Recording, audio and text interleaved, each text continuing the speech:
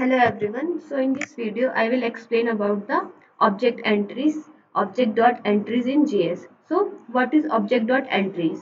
So object.entries is a built-in JavaScript method that returns an array of key value pairs from an object.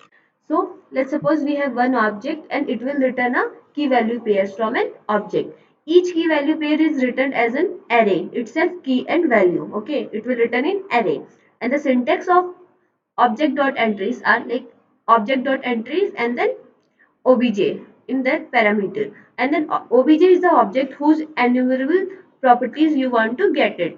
So here I am taking one example. Let's suppose we have like const user, we have one user and then name is Ria, like mine name is Ria, and then age is 20 and then city is Bangalore. So let's suppose, and I take one variable like const entries. I want to take entries from object.entries and then pass user. Okay, and then I want to console.log entries. So I will get output name Ria, age 20, and then city is Bangalore. See,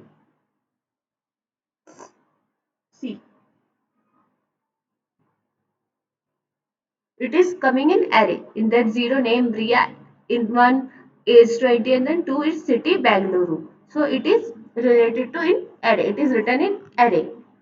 So the use case of this: easily look through object properties and convert object to map and serialize data for APIs or from, and it is like related to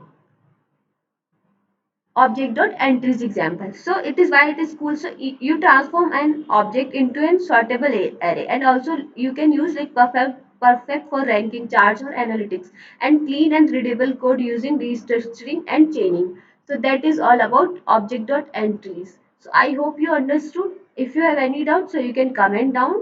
If you like this video, so please share and subscribe. Thank you.